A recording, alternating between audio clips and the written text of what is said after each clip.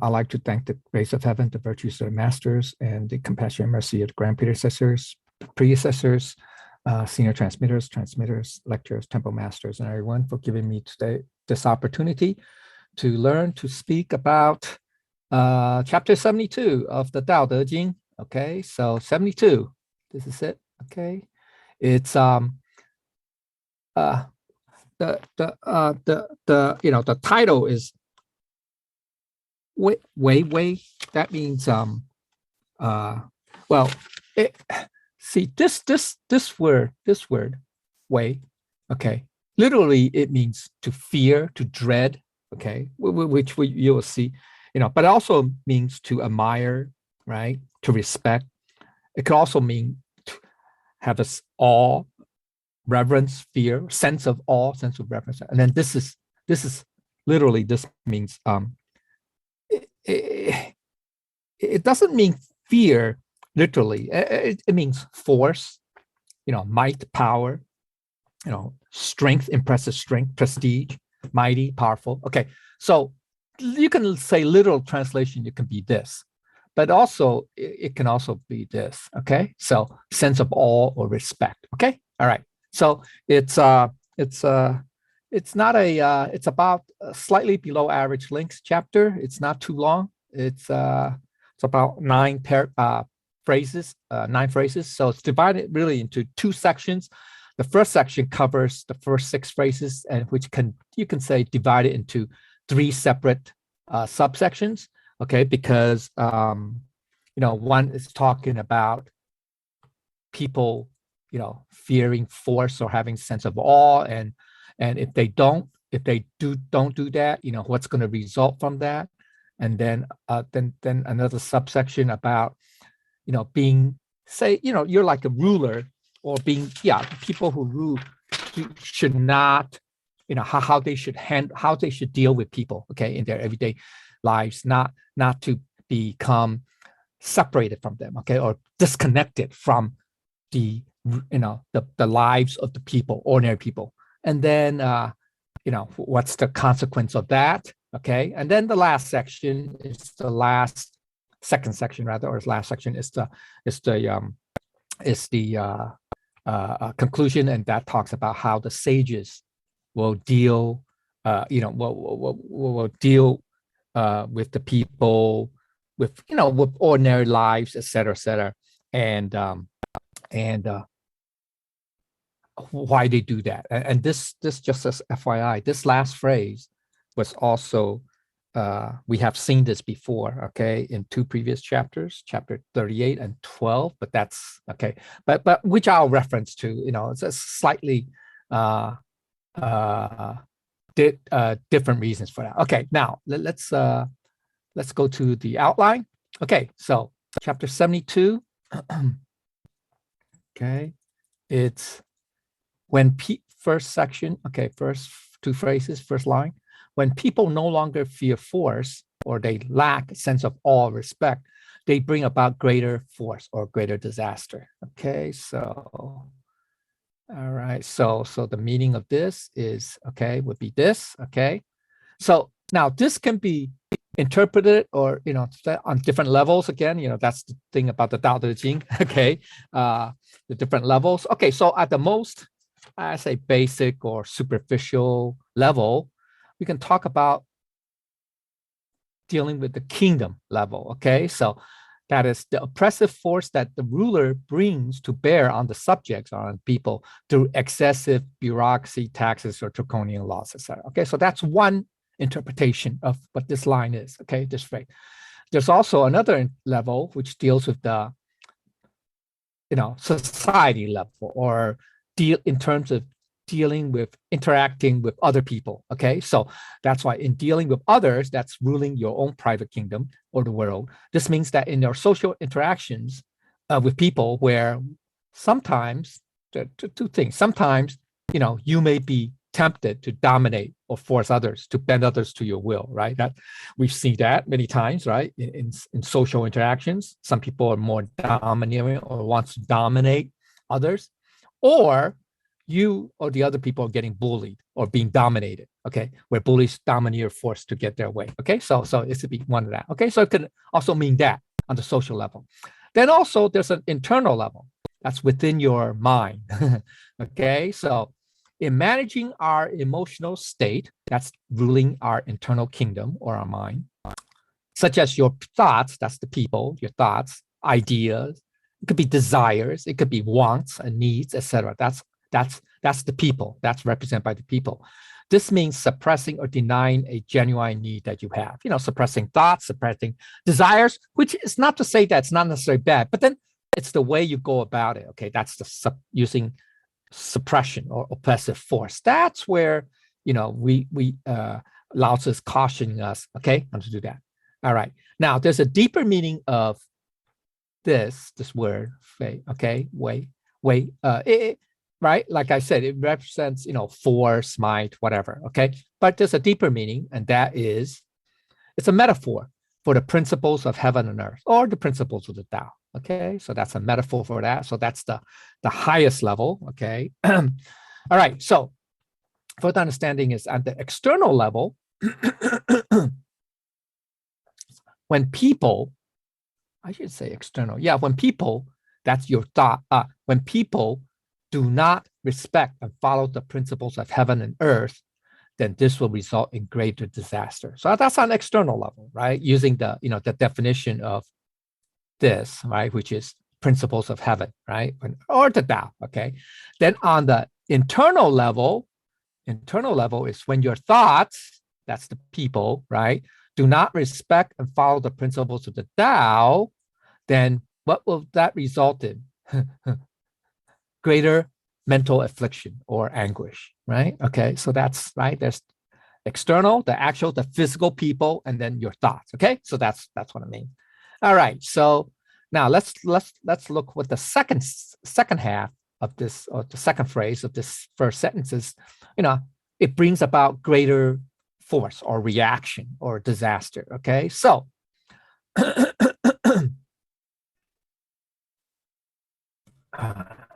So the basic meaning of the second phrase is that which reaches an extreme must reverse course. Now, this is analogous to a swing of a pendulum, right? That moves from one side to the other, or like a wrecking ball that's used to knock down buildings, right? You see a wrecking ball, right? A big ball, a big steel ball that swings back and forth, right? Like a pendulum. Okay, so that's what it means. Think of it like that way. Okay, the second phrase when it says they bring about greater force of disaster, it just means that. In a sense, things are cyclical. Okay, in a sense, that means things are cyclical. That means, you may reach the peak, but you can't, at a certain peak, and then it's gonna come down. It cannot keep going up forever. And conversely, same thing with going downwards. Okay, when you reach a trough or the pits, the bottom, it will eventually level out and then will rise again. So things are cyclical, okay? All right, it's never just linear, one direction, okay? All right. So from a kingdom level, what the second half of the phrase, second phrase means is that when people can no longer tolerate the oppressive force of the rulers, people will respond with greater opposing force. All right, okay. And on the social level, when the bullied cannot take the bullying anymore, they will fight back with greater intensity, right? And on the internal level, when you cannot suppress your need any longer, you will respond with greater desire to satisfy the need, right? So that's why, psychologists tell you that, you don't try to suppress things, because then that's what it's like a boomerang effect, okay? So the more you suppress, the more pressure, right? You put on something, it could be anything, right? Then it'll reach a point where it's going to boomerang back on you, or it's gonna, right? So also that's in physics, right? In mechanics, in Newtonian mechanics, right? I think it's the third law, right? The third law of physics, of Newtonian physics. Okay, so the implication is this: on the kingdom and social level, okay, kingdom social level, there is a natural limit to what people will tolerate, right? What usually happens is that the ruler or bully will push people too far. So it is a common pattern throughout history. We've seen this many times in history.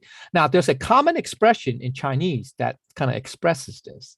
Okay, it's 无忌必反. Okay, so that's literal. I mean, the translation is something like, when something becomes extreme, it must reverse direction. So when you hit rock bottom in life, for example, on a personal level, there's nowhere to go but up. When you suffer setbacks in life, when things cannot get any worse, things will become better. So, okay, so now conversely, the same is true when you are at the top of the world, when you are at the peak of your success, so full of yourself, so happy for yourself, etc. There's another expression that describes this, okay, and that's this. Okay, so it's 乐极生悲. Okay, so when there is extreme joy, it gives rise to sadness. When something reaches a peak, it plants the seed for its future downfall, resulting in eventual sadness. Yeah, so now on next chapter, chapter 73, it's gonna, Lao Tzu will kind of generalize it. Okay, generalize this concept, this idea into, generalize it a bit into some what we know as, what we call as karma. Okay, all right, okay, or some people call it the law of attraction in physics, or I mean psychology or whatever, but it doesn't matter. Okay, but we'll talk a little bit more about it in chapter 73. Okay, now where does get this expression comes from? These type of expression comes from where? It really comes from Taoist philosophy. Okay, it's not found in the Tao Te Ching, but it's the parallel. It's a parallel. It comes from the Taoist philosophy. That is, the ancients observed that things in nature happen in cycles. Okay, happens like where things are constantly changing from one state and then reversing back to the opposite state, and then repeating the cycle over and over. Okay, so some examples, in nature, or we can look up. We say, we have day and then night and then back to day again and then repeating, right? So day-night cycle. Full moon, right? Full moon turns to new moon turns to full moon, right? So it's repeating. So this observation is widely applicable to all aspects of life, right? Okay, so that's just, this is just example. So then externally is that, so when people do not fear the principles of heaven and earth, when they do not fear the opposing forces of nature, then it will bring about greater force. For example, nature's fury, or internally, right? When our thoughts do not, when we do not fear, or when our thoughts do not fear the principles of heaven, okay, then it will bring about greater mental affliction, okay, or anguish from our conscience. Okay, same idea. Okay, so we have to, when our thoughts, when our emotions, thoughts, etc. Okay, all right, okay. We do still have to conform to the principles of heaven, all right, and the Tao. Okay, all right. So there are three perspectives, three levels. Okay, first one is about the kingdom level. The oppression has become greater. If the oppression has become greater than the natural fear of negative consequences, so the people will fight back. So one consequence of this would be revolutions that bring down the rulers, right? We've seen this throughout history, right? Because the ruling class, the rulers, are so oppressive that the people can't take it anymore. So they no longer fear the negative consequences, right? So they no longer fear dying, for example, or whatever, or suffering, right? That they will then fight back. Okay, so on the social level, the bullied can't take any more of the bullying. So they will no longer fear the consequences and begin to take action to fight back. Then internally, okay, so when you suppress anything too much, you end up achieving the opposite effect. When you deny a genuine need you have, you may stop pursuing that need temporarily, but the more you deny yourself, the more a counteracting force develops, so that one day your need can no longer be denied and you must fulfill that need you had denied, right? So a lot of psychologists, would counsel, try not to do suppression. But how Lao Tzu, I mean, and that makes sense because they fear that you're going to have this negative reflective counter reaction to the suppression. So what Lao Tzu's idea, his solution is, don't suppress. The idea is you have to have clarity. You have to have clarity, or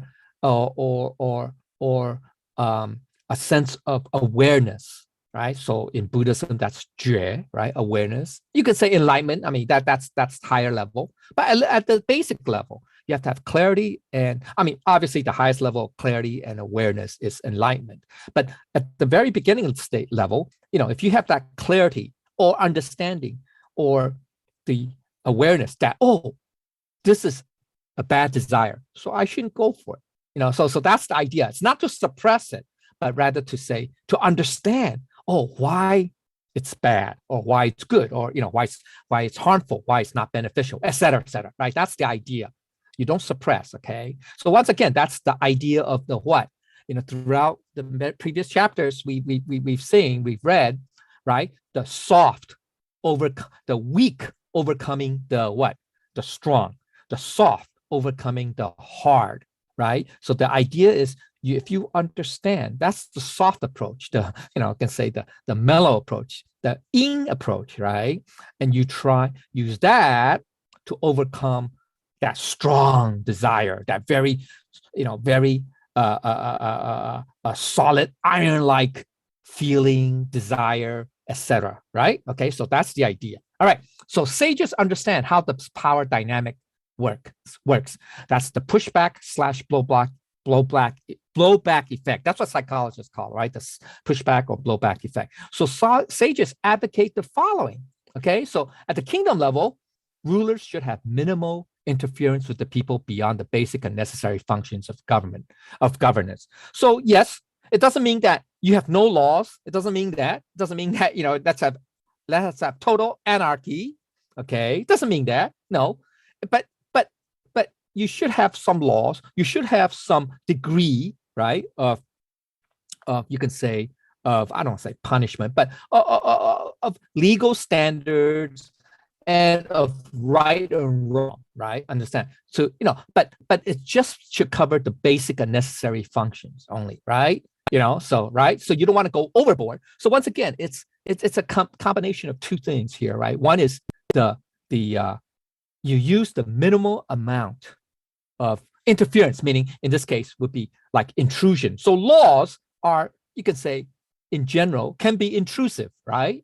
Because laws either dictate how one should behave or not behave, et cetera, right? So it's like a form of intrusion, you can say, a form of burden, but it's not excessive and it's not none, right? Not zero. So those are the two extremes, right? None or everything, right? So the two extremes, all right?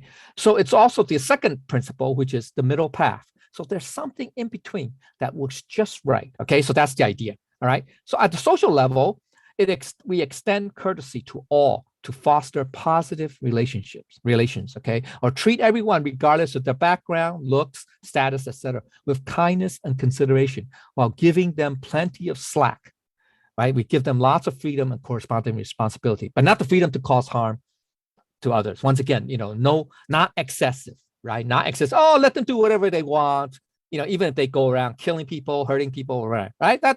Then that's not right, right? Then that's not right. So, but yet you give them plenty of room to have them to learn themselves, to take responsibility from themselves, et cetera, et cetera. So it's once again middle path, right?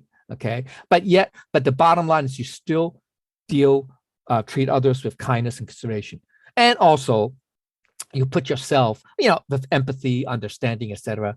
So you put yourselves in their shoes. Okay, so we'll talk a little bit about that a little bit later, and then internally, okay, make sure we know the difference between what are wants or desires and needs. Okay, so that's the difference, right? What we like, what we want to have, or what we desire versus what we really need, right? Now, so there are some examples and differences. Okay, so let's look at Appendix A. Okay, so wants versus needs. Okay, right? Wants versus needs. So wants, okay? Wants usually cover some of these. Some of these are not all everything, but just some of these ideas. Wants generally cover one example of want would be material acquisitions. Usually, physical objects, physical things, right? Nice phone, nice car, nice clothes, nice shoes, whatever, nice house, whatever. Okay. So it's a nice to have rather than a must have. And it's pretty easy to sometimes confuse the two, we confuse with what we want to what is a must-have, right? So, okay, so we have to, it's easy to get confused, okay? So, all right, now, so how do you tell the difference, or one way to tell the difference between a nice to have versus a must have is one test of whether it's a want or need is by, if you let something go, let this something that's nice to have to go, and it simplifies your life, reducing complexity, then it's a want, not a need. Okay, so that's one test, one way to distinguish the two. Another test is after letting it go, when there is a joy in discarding the clutter, where there is less to worry about, less weighing in your mind, then that's a want. When you let go of something, right, and it reduced your clutter. It could be, internally, mentally, or it could be, externally, physically. So, and there's less to worry about, less that's weighing on your mind. Then then that's a want to have or nice to have. All right, versus a real need. Now, what's a need? Basic example. Physically, at the physical level, we have bare necessities of life, right? We need food, right? Otherwise you starve, right? We need clothing, otherwise you freeze to death or whatever. And you need shelter, right? So those are basics, right? I mean, these are physical, basically. Now, there are also non-physical or, non-physical needs, right? So there's the mental and emotional needs, right? Those intangibles, right? If we want to learn about new things, right? How to live better, how to expand our horizons, how to have better connections, friendships, fellowship, etc. That gives rise to happiness and joy after having learned or established something new, right? So those are non-physical needs, right? Or emotional needs. Also, we have to understand, if we suppress needs, right? We try to suppress needs, it can cause huge problems and could lead to serious issues of our physical, mental, or emotional well-being, right? So you cannot say, oh, you know what? I don't need to eat. I don't need to eat, or I don't need to have shelter, right? Well, guess what? Even Buddha found out that, he couldn't survive, he couldn't suppress that need to in order to eat, right? He tried to survive on one, some people say one sesame seed or whatever, a day. I mean, that's going to the extreme, right? So I mean, he's still human, right? He still has a physical body that he has to nourish, right? Okay, so he found out that, suppressing the need to survive, to live, in this case, food, right, it's not really the correct way. It's not really correct. So when he became enlightened, he realized that there's a middle path. All right. So that's the idea. Okay. Now, some examples. Okay. So let's do some examples. I mean, these are very, kind of crass. I mean, I say obvious. So what you think on the left column is what you thought you wanted, and on the right is what you actually need. So let's use example. Mansion. I prefer a mansion. I want to live in a mansion, a castle. I don't know, a mansion, versus home sweet home, versus just it could be a hut, right? Look at Yan Hui, right? Yan Hui lived, well, supposedly, I mean, he lived in like a shack or something, like a rundown shack in a poor section of the town or city, whatever, but yeah, he's happy. He was happy, he didn't have to live in a palace or whatever. Okay. So anyway, I mean, these are extremes, but now we have McMansions and mansion, mega mansions or whatever. I don't know, whatever. Anyway, okay. So, all right. Or let's look at this sports car or high-end vehicles. I gotta have the, I don't know, Tesla Model X or Model Y or whatever, or I gotta have this, BMW 700 series or whatever. I don't know, or whatever, or Lexus. What's a Lexus? G? No, there's no GX classes anymore. But anyway, whatever. So high end, yeah, Lamborghinis, Ferraris. I gotta have that. I gotta have. Well, what you really need is just reliable transportation, get you from point A to point B, right? That's basically it, right? Or now we're talking about food, eating. Okay, endless buffet versus delicious, healthy nutrition. Now, some people, I knew some people. I mean, this is before they love to go buffets because They can eat all they want. I mean, you can, for the one price, 20, I think before it was like $20. Now it might have gone out. Now it'd be like $30, $40 probably. But anyway, so the endless buffet, and you can just pig out, gorge out, gorge to death, literally. Anyway, now as opposed to, just delicious, healthy nutrition. It's just very plain, right? Very simple, nutrition. So, I mean, do you really, okay. Or, I mean, let's get into the fame or adulation of millions. You want recognition. You want, people to, you want to be famous. You want to be known. You want to be known throughout the world. Okay. You want people to really admire you or even worship you or whatever, versus just the real understanding of what true friendship is, true friends or friendships is. All right. Okay. So that's all. All right. So, I mean, these are kind of extreme, but I'm just giving some example. Or now, a lot of Asians have, I mean, I used to be like this when I was younger. You like to have famous luxury brands. You got to have that.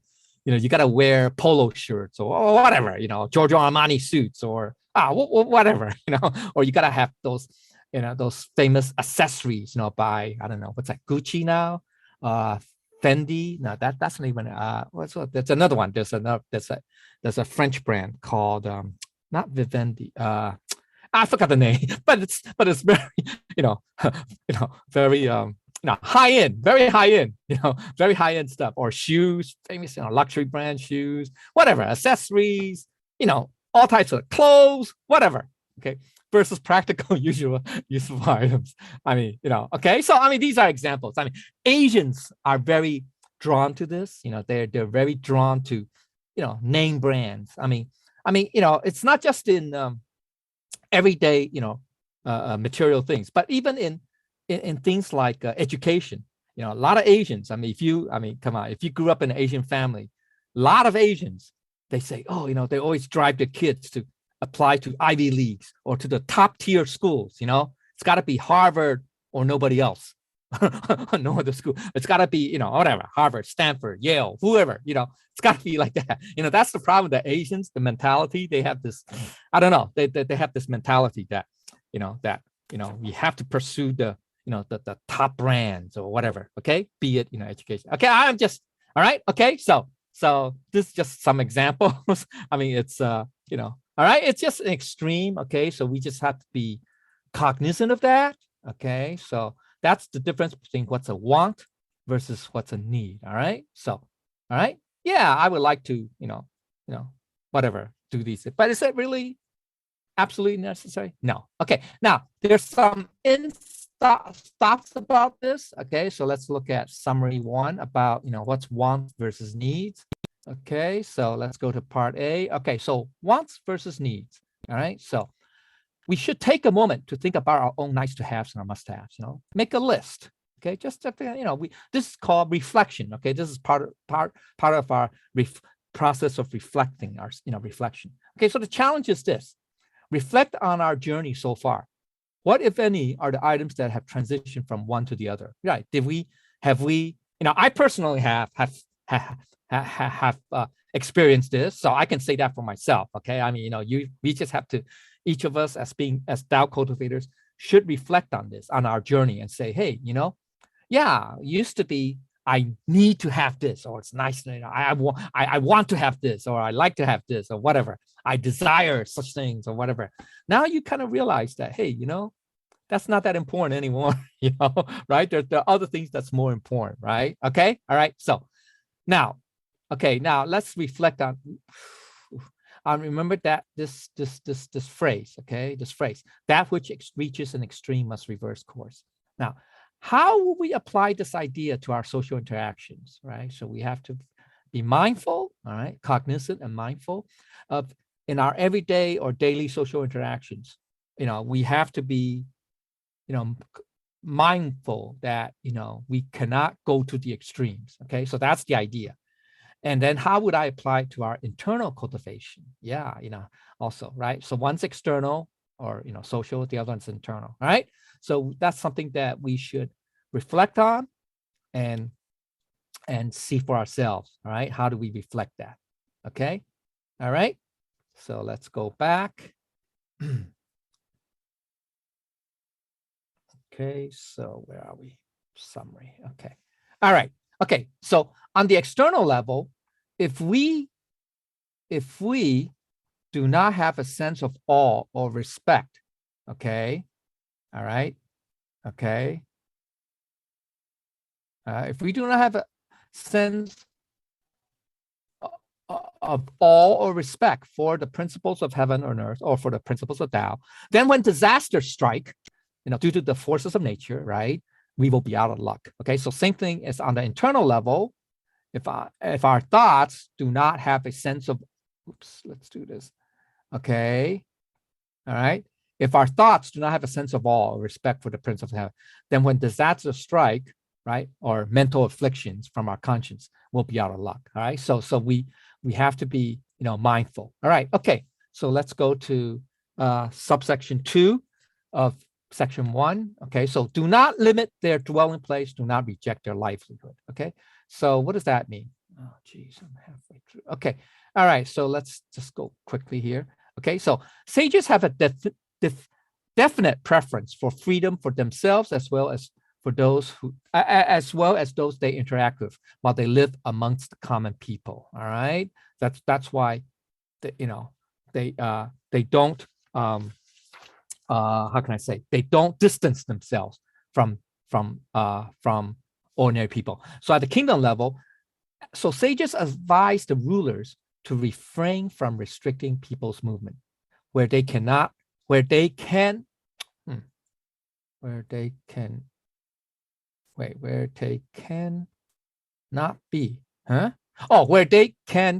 be, and refrain from interfering. It's kind of awkward. Refrain from interfering in the movement of the subjects, because interference is an illusion of control. Okay, so sages also advise the ruler to appreciate or understand how commoners live, because most rulers lose touch with the reality of their subjects. Okay, their subjects' livelihoods, right? So that's one thing that we know. Now, this is not just this trait or this problem is not just did not just occur to the rulers of the past, but also today, in today's world. Okay, we have a lot of leaders today who because they come from a privileged background, which we will talk a little bit about later, are out of touch with the common people. All right, livelihoods. Okay, all right. So on the social level, we should refrain from imposing burdensome or unreasonable rules on others. Try to understand other people's positions and views of living. Okay, so we should not impose our own views on them. Okay, now at the internal level, we choose not to limit their own thoughts, nor be narrow-minded. Right, I have a rigid mind, right, or have very, but rather wish to transcend dogma. Right, okay, so that's very important. Ideally, let each person decide for themselves what is correct or incorrect, right or wrong, etc. Do not take a privileged status for granted, acceptance, and more. Now, this is very ideal. That's why I say it's ideally. Okay. Now, it's true that some people, for whatever reasons, okay, they may not, be able to choose or they may choose something that's could be incorrect to you, okay, or wrong or whatever. Okay. Now, what usually is the arbiter of that, or the judge in deciding what's right or wrong? At the internal level, it's our conscience. Okay, it's our conscience, or you can say the principles of the Tao, the Tao principles. Okay, so that should be the ultimate arbiter, decider. Now, but that's not to say that there's like a list of 10 commandments or something like that says, hey, you have to follow this to the letter, et cetera, et cetera, et cetera. All right, that's being very rigid too. Okay, that's rigid. All right, so you need some sort of flexibility, right? And the only way to get about it is to what? To understand, to have clarity, mean, or to have awareness, 觉. Okay, that's the only way. There's no substitute for those. Okay, there's no manual for it. There's no manual. Yes, you can glean some of the you can say the spirit, or the spirit of what is what is true of the Tao principles through, reading lots of classics, sutras, etc., like Tao Te Ching. We could glean that, but it's still not, how can I say, not written out, in so many words, or, like the 10 Commandments, like a list. You still have to apply your wisdom. Okay. You still have to, have this clarity. And that's where the wisdom will come out. The wisdom will come out once you have the clarity of your mind. Okay. Once you have that awareness, that Buddha nature awareness, okay, that level, then that wisdom will come out. Okay. So, and then that will help you make the right choice. Okay. All right. Okay. So the implication is that, okay, at the kingdom level, the rich and powerful, that's the really elite, tend to lose touch with the reality experienced by common people. At the social level, we refrain from imposing our will, wants, or wishes on others. At the internal level, try to be more magnanimous, more broad-minded, and try to put yourself in other people's shoes. All right. So the key point is this: in general, it is part of human nature to get used to privilege. You start to take it for granted and regard a privileged status as normal. Right. So like the rulers, it doesn't have to be rulers. It could be middle class. It doesn't matter. Anybody, privilege. It could be people who have lots of education versus people who have less, et cetera, or more wealth versus less. That's what I mean by privilege. Okay. You have different aspects, right? Different areas. Okay. Different spheres. So this is also a major reason why wealthy people are not happier than less wealthy people. You know that? Okay. All right. Because there's no direct correlation between wealth and happiness. Because after a certain amount of wealth is acquired for basic needs, any additional wealth will not bring additional happiness. In other words, it's not linear. It's not direct correspondence. All right. So it's more like the law of diminishing returns. You reach after a certain critical point, critical stage, juncture, it levels off. So you can have zillion wealth, but your degree or level of happiness does not increase proportionally to your wealth. Okay, to that after a certain point, right? Okay, so that's fine. All right, so let's go to the story about the seabird. Okay, that's from Zhuangzi. Okay, that's from Zhuangzi. So let's talk about the sea. Okay. Here's the story. It's take a few minutes. Okay, here. All right. Okay. So once upon a time, according to Zhuangzi, you can look it up here. Right? It's this. Okay. All right. In ancient China, there was an unusual and magnificent-looking bird from the sea that landed in the country and the sand on land in a kingdom. Okay. It was a very large and very beautiful seabird. Now, it looked like the legendary phoenix. It looks like a phoenix. It looked like a phoenix, okay? And so a lot of people, when they saw that, they just call it the seabird because it came from, the ocean. It came from, over the sea. Now, so rumors about this magnificent seabird spread like wildfire, and soon it reached the ears of the king, the ruler of the kingdom, okay, the king. So the king, when he heard about it, because the king, has everything, he has everything, but he still, so he must, when he heard about this legendary or this magnificent seabird that looked like a phoenix, he said, "Oh, I must possess this extraordinary creature. I must have it. I must have it. It's a nice to have. It's must have." Okay, so he sent hunters and soldiers to capture the seabird. Now, after much effort, they managed to capture the seabird alive and unharmed. And then the king then kept the seabird in a cage made of gold, gold bars or whatever, gold. No, it's a gilded cage. It's a gold cage. Okay, all right, okay. And then he had his best court musicians played their best music for the seabird's amusement, to entertain the seabird, okay? And he had his chefs prepare royal feasts for the seabird to eat. He has his best prepare the best food, the most exotic best food, whatever, that the king, normally would have to give to the seabird to eat. Now, unfortunately, the best music, entertainment from the best court musicians and the best food from the palace chefs did not have any positive effect on the seabird. The seabird was confused by the offerings, okay, and of the gourmet food, right, and or the sumptuous feast, and also frightened by the sounds of the musicians, okay, and also depressed by its captivity by being kept into this beautiful, huge gold birdcage, okay. So despite the king's best effort, it refused to touch the dishes of the most succulent food or succulent meats, okay, or drink the wine of the finest vintage, okay, that the king offered to the bird. So after 3 days, like this, it finally died, okay. Now the king was frustrated, he was mad, he was angry, he was really frustrated. He couldn't understand why the seabird, died.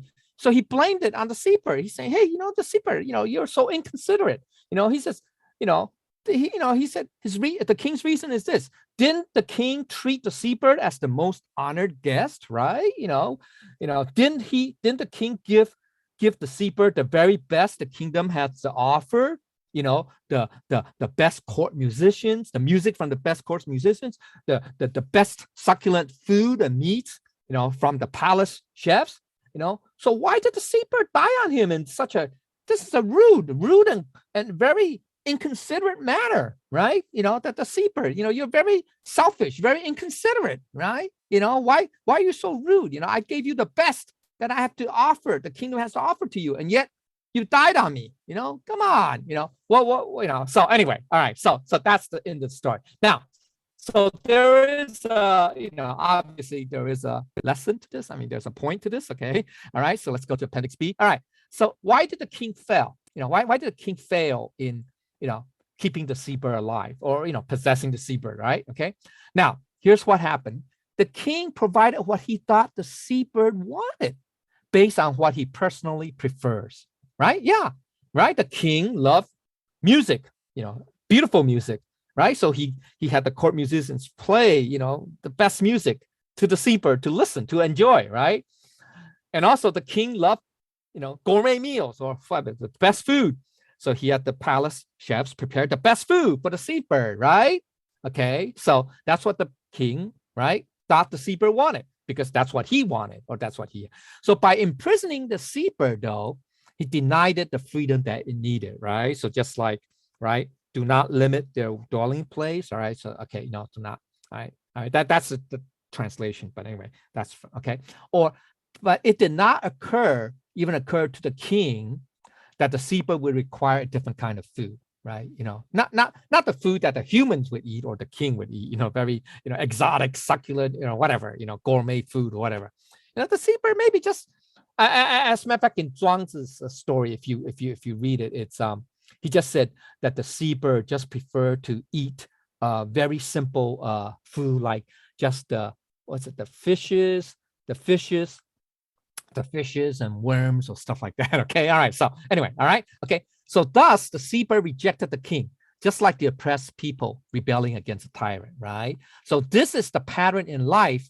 Whenever you try to impose your will on other people or nature, that's what we end up. All right. Whenever we try to impose our will on other people or nature, this is what we get. Okay. So that's the opposite force, the reaction, the negative, the reaction, the negative reaction, whatever. Okay. All right. So this points out also a potential issue with the golden rule. You know that? All right. So is it always a good idea to do unto others as you would have them do unto you? All right. So now we did this analysis back in chapter 54, Appendix D, so you can look it up. All right, we did the analysis for the potential flaw. Now, so this is what the king did with the seabird, giving it the king's favorite music and food. And look how things turn out, right? So right, okay, do unto the seabird what the king would like others do unto the king, right? So that's what the king did, right? Okay, so now there's a better way to express this, okay? There's a better way to express that, to express the similar concept. And that which you do not wish for yourself, do not give to others. So that's the golden rule of Confucius, or AKA the silver rule, because it's the inverse, or inverse of the golden rule. Okay, now you can look it up in the Analects, right? It occurred in 2 places. You can look it up. So if the king understood this, he would set the seabird free in the first place, or not capture it in the first place. If the king really understood, right? That which you do not wish for yourself, do not do to others, right? Do not give to others. So, the king does not wish to be what? Sitting inside a golden cage, right? So he should not have captured the seabird in the first place, right? Okay, so also has to do with attachment, right? That's an attachment. The king wanted to possess the seabird very much, but ended up possessing only its corpse, right? So it has to do with attachment, right? He's attached to possessing, right? I gotta have it, or because it's the most exotic or the most magnificent or whatever, the most unique, whatever, right? Just like us, I gotta have that rare wine or rare brand or food or whatever, rare painting, rare coin, whatever, okay, rare stamp, whatever. All right, okay, all right. So in life, when you want something too badly, you end up with little or none of it. In every aspect of life, attachment takes you further and further away from your goal. So that's an understanding, okay? So that's what Lao Tzu was trying to tell us, all right? Actually, all the Buddhists and sages, Buddhists does say the same thing, okay? So, all right, so this is important, so important to manage. This is why it's so important to manage our desires and let go of attachments, right? Okay, all right. So the way of the Tao is not to chase after anything you want, but to live in alignment with Tao virtues and then attract everything you need. See, that's the key. It's more like the indirect approach, okay? Because this is the direct approach is you pursue after something that you want, right? I mean, that's the direct approach, right? That's the most direct approach. Hey, I want something, I'm going to go get it, right? So that's the most direct. Actually, that's not the best approach. I mean, it's just kind of like reverse psychology. But anyway, so actually the way of the Tao is different. It's to live in accordance with the Tao principles, with the Tao virtues. And then everything will be attracted to you. Yeah, it's almost like counterintuitive. But actually, in chapter 73, the heavenly net, we'll talk a little. It's something similar along the idea. All right. Okay. So let good things manifest for you naturally. Let good things manifest for you naturally. Not because you try to grasp them, but because you are a magnet for prosperity or for goodness, et cetera, right? So let people come to you naturally, not because you try to capture their attention, but because you do unto them according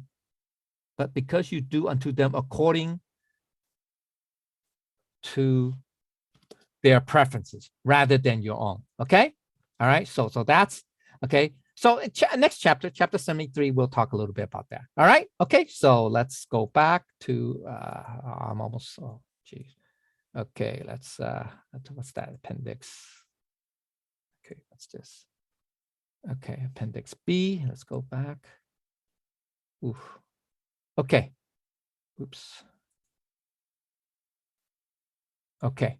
All right. So let's go to section. So I'm sorry, okay. So only when the ruler does not reject them, therefore they do not reject the ruler. The people do not reject the ruler. Okay. So basic meaning is this: it takes unusual intelligence and sensitivity, or the authentic Tao, to recognize this common weakness of taking a privilege for granted and assuming it's normal. All right. So we assume that, I am not wealthy, but you have a certain privilege. Okay. And then therefore you tend to reject others not like you. Okay, so that's where we have to have we have to be mindful of. All right, okay, all right. So that's why it takes certain level of sensitivity, or even we say intelligence, awareness, etc. Okay, to take for granted. So at the kingdom level, here's what it means: is that for the ruler, this means to understand the perspective of the subjects, okay, of the people, being of the common people, being able to understand how they live and what they need.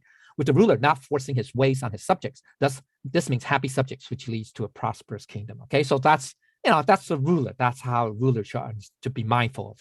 Okay, now on a social level, okay, so it's we should be aware of the different levels of privilege and not deny that they exist and not to take them for granted. By not being dominating and working with others well, this means working with others well. This means people coming together as a team to work towards a common goal. Okay, so regardless of the background of the people, the status or the educational level, et cetera, all right, whether they're poor, rich, whatever. Now, we should not, just treat people, with this, treat people the same only to those who are the same level as us. Okay, so we have to be careful, right? We have to be mindful. Okay, all right. So on the internal level, it's having self-awareness, knowing and understanding yourself. This is really difficult for most people. With self-awareness comes self-understanding, and this means the lack of internal conflict, which leads to an inner peace of mind. Okay, so this is very important, right? Especially for not just for normal people, but for Tao cultivators. Okay, we have to have this self-awareness that we have to know and understand ourselves. Okay, who's our true self, et cetera, et cetera. All right, okay, all right. So authentic Tao cultivators must be able to recognize privilege and not take it for granted. So the challenge is, can we recognize our own privilege? Okay, we have to, understand, oh, this is my background, this is whatever, or, what I was born into, whatever, okay? And so we have to, be mindful of that, okay? And how we have a good life and take it for granted, right? Okay, so to realize privilege is like air. Yeah, it's like air. You only sense its presence by its absence, right? We take air for granted, right? Every day we get up, we work, we go to sleep, whatever, and then we get up again. We take air for granted, right? Air for granted. We only notice that we need air is when we have lack of air or when there's no air to breathe. Then you'll notice it, right? Okay. So just as when you have air around you, you are taking it for granted. But when there's no air, you realize you need air. And then you have been taking it for granted all along. All right. Okay. So we have to be mindful. Okay. So let's go to part D. What's privilege awareness? Okay. It's called privilege awareness. Okay.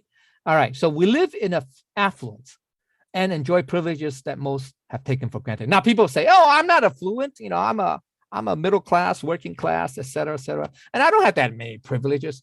Yes, we do, because compared to the poorest of the poor, you do have affluence, okay? Compared to those people who are starving in the world, right? Who have no opportunity, never mind 3 meals a day, or even clothes or shelter, right? Whatever, we do have affluence and we enjoy privileges, right? Okay, we do. I mean, yes, it's relative. What I'm saying is it's relative, right? Yes, compared to the Warren Buffetts of the world, okay, yes, yeah, we don't have much affluence and we don't have that much privilege. Yeah, compared to them, but those are the top, 0.0001% of the world, right? Okay, all right, okay.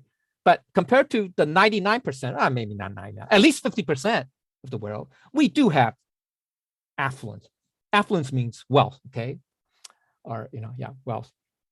Okay, and we have privileges. All right, so we should not take that for granted. We should be grateful. We should cherish what we have. All right, appreciate. So the challenge is not to knee-jerk anger when the subject of privilege comes up. Yeah, a lot of people say, oh, you're so privileged, but then you say, hey, how can I be privileged? Right? Anyway, so let's not try to deny it. Okay, try not to deny it. Denial is usually a sign of weakness, really. Okay, a sign of that you do not have anything to stand on. Okay, anyway, all right. So, but instead, see if you can walk a mile in the other person's shoes, right? That's the challenge. That's the challenge. If we can put ourselves in those people less privileged or less affluent than we are and walk a mile in their shoes, that's the true challenge. That's called the true test, true understanding of what it's like, what empathy is, what it's like to be in other people's shoes, right? Okay, so that's okay. So we just have to be mindful, all right? So let's not, we should be mindful of that, because once we do that, then we can become better people. We can become more understanding, more magnanimous, et cetera, right? Okay, all right. So the key point is this. Okay, the key point is as a ruler, whether as a ruler in social interactions or within your mind, when you can follow the Tao with self-awareness and understanding of yourself and others, there is acceptance from others because you are not imposing your ways on them, which leads to harmony. So on the internal level, okay, all right, awareness sourced from our true nature, our Buddha nature, self nature, okay, allows us not to become disgusted with our lives in this material world. Yeah, so we can like ourselves and can make good use of our lives, where we can make use of, quote, borrowing the false to cultivate the true, unquote, in order to be able to cultivate and make evident the true Buddha nature. This is the most ideal, okay? All right, so because I'm running out of time, let's go quickly. All right, so now we're at the conclusion. Therefore, the sages know themselves, but do not glorify themselves, respect themselves, but do not praise themselves. Thus, they discard that and take this. All right, so okay. So basic meaning of first line is this. This pivot from the ruler to the sage means this chapter is not really actually about how to govern a kingdom, but how to rule our own kingdom. All right. So that's an indication, okay, of what Lao Tzu had in mind. It's not he was not telling us how to rule a kingdom, okay, or advising the rulers on a kingdom. Okay. So from the previous lines above, but rather about how we govern our own self, our own lives. Okay, but okay, so from previous lines above, we know that the sages and Tao cultivators do not limit themselves or others, right? Okay, we do not restrict others. Okay, others. So sages understand what people need, not just what they want. Okay, remember the difference between need and wants. Okay. So the first line is that sages also understand themselves. That's what that means. Okay, that's what that term means. All right. Okay, so because how do they understand themselves? Because they cultivate self-awareness, all right? So they have that clarity, all right, okay? So, and they do not accept privilege as the normal, not to be taken for granted, yet they do not let themselves be seen. That's the self-display or show off. So yes, sages are also privileged. They understand that. They also have their own privilege. Okay, they have a privileged status or whatever. Okay, but they don't show off. They don't display. They don't self-display either. All right. Okay, so they are perfectly comfortable being among ordinary people. Right. Remember, be like rocks. All right. Okay. Be like the dust, mix with the dust. Right. Previous chapters. All right. They feel no need to hide and also no need to advertise or flaunt themselves. All right. Okay. So then the second line is.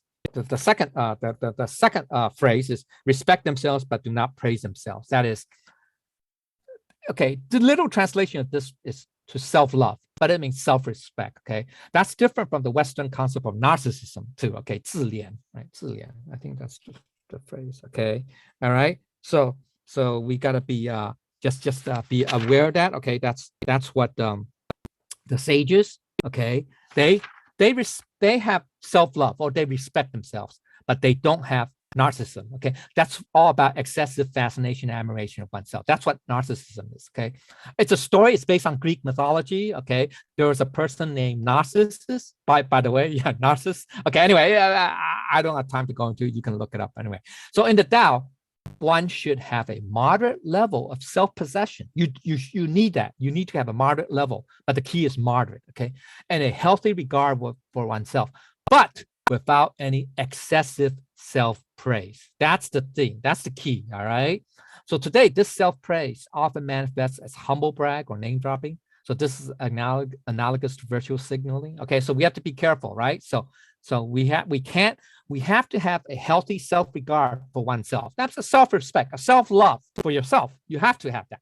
You have to, but not excessive self-praise or that falls into narcissism. Okay, so all right, so people apparently they try to portray themselves as humble, but actually they are virtue signaling. Okay, so let's go to some examples in part C. That's called the humble brag. It's very short. Okay, humble brag. Okay, so that means we have to be mindful. Okay, we have to be mindful of this. All right, we should not virtual signal. Okay, we should not virtual signal. Okay, we don't need to brag about our achievements or how humble we are or whatever. Don't need to do that. Right. So the suggestion is we think through your humble brag filter before you enter a post. I mean, okay, or before we we talk to others. Okay, so we just have to be careful. All right, so let's we should not fall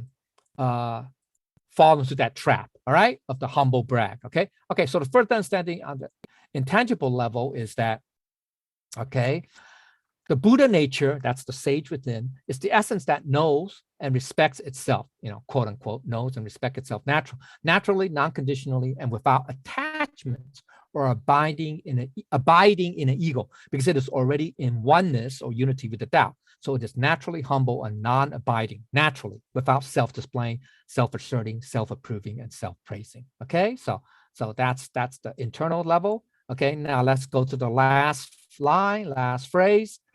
Okay, so the basic meaning of the last line is sages discard that, okay, it means they let go of ego manifestations. That's what that is. They make no attempt to force others to use them, to see them in a particular way, usually positive and flattering, right? Sages do not go for that. They do not stand for that, okay? So they let go of the ego, okay? Also, sages do not draw attention to their accomplishments, but if others ask them, they would also not deny them out of a false sense of modesty. That's the humble brag, all right? So you don't go to extremes, right? You don't, show off, flaunt your achievements or accomplishments. At the same time, you don't deny it either, right? When people ask you, but you don't flaunt it, okay? All right, now, so that's the that's a reject that, okay? So, or discard that, okay? So what's to take this or choose this?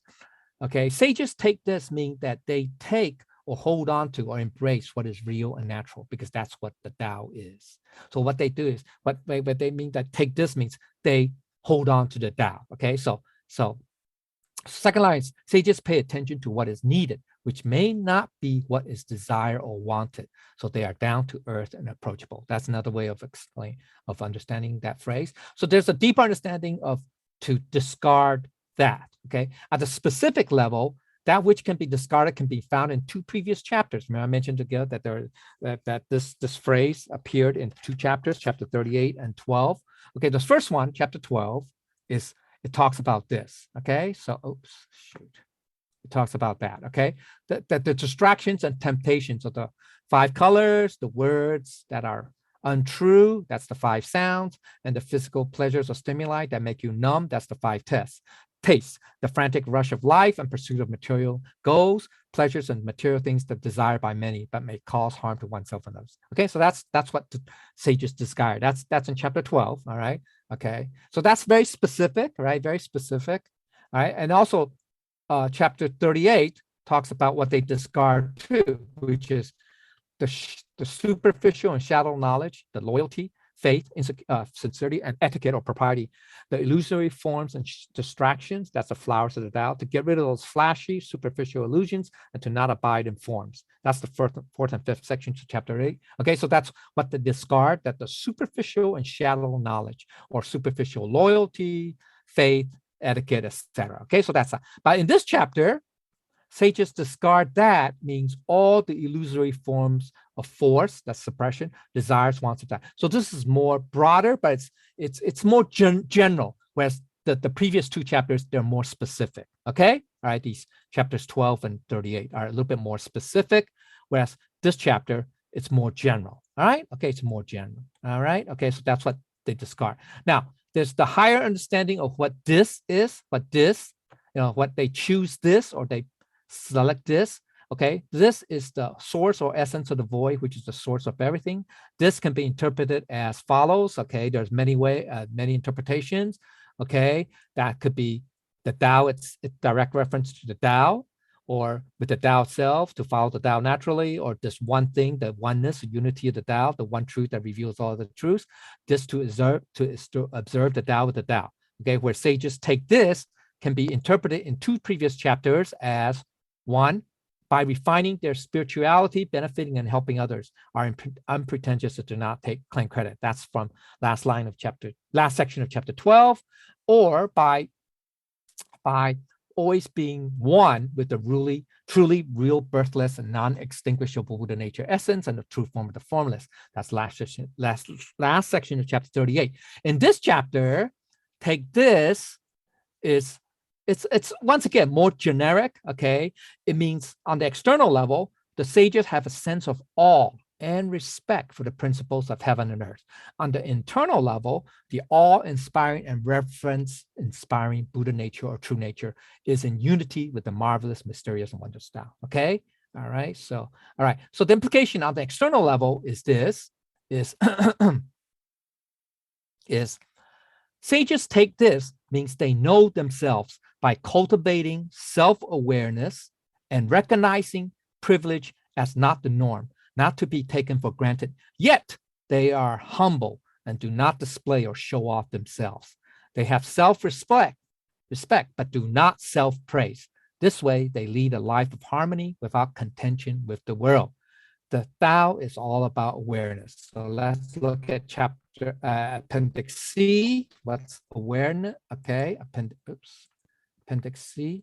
Okay, what's Appendix C? The Tao of awareness. All right. Okay. So when the subject of privilege comes up, the most common reaction by far is denial. We tend to deny that. All right. We tend to deny that we have privilege, even because we can point to people that are more privileged than we are. Right.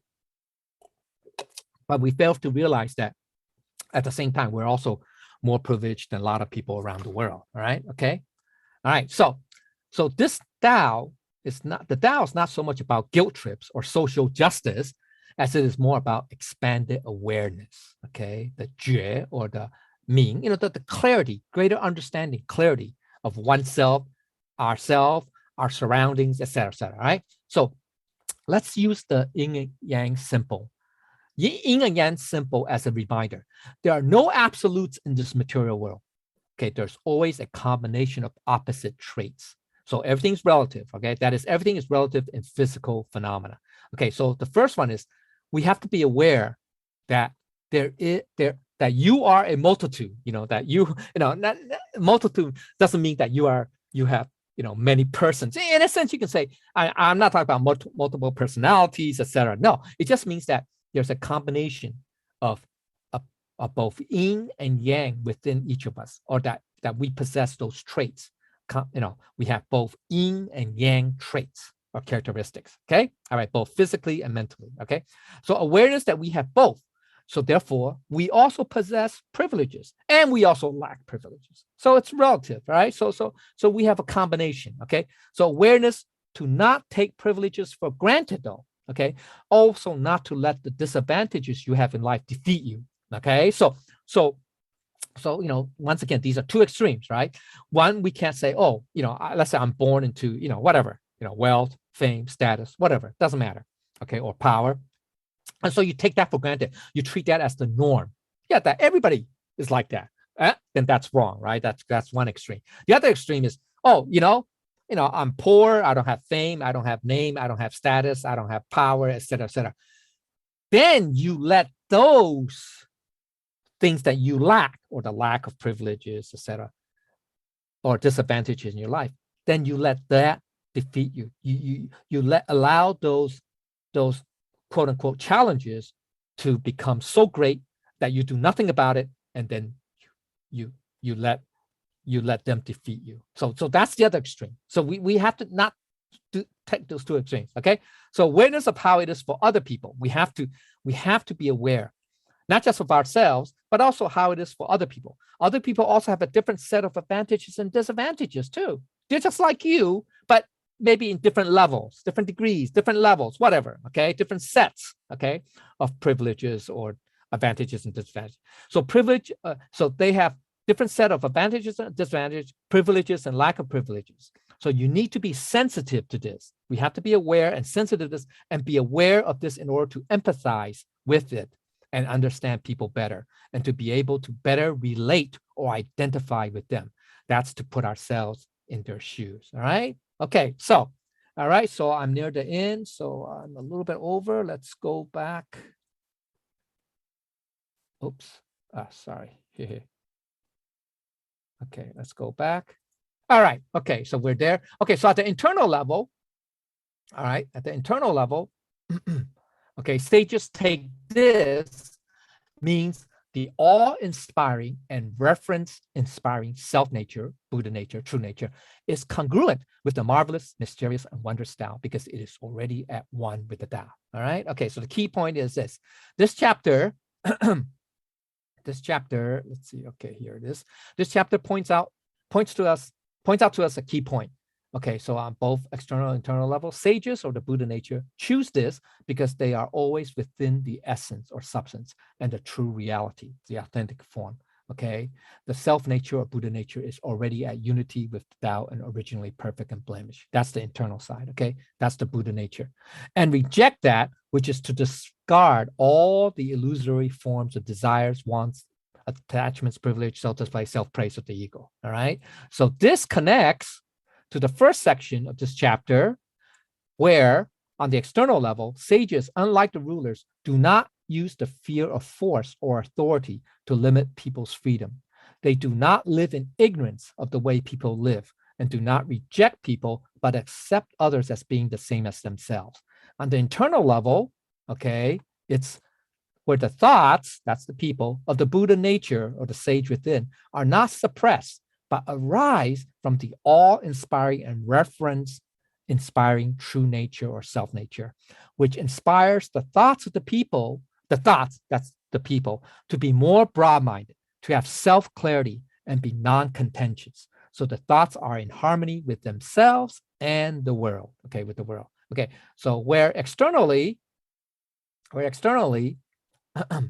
sages possess the clarity of self-knowledge, so they are comfortable being among people, but they feel no need to hide and no need to flaunt or advertise themselves intentionally or otherwise, where sages possess the confidence of self-respect without the need to praise themselves or highlight their own achievements, okay? Where on the internal level, okay, the Buddha nature is naturally virtuous like water.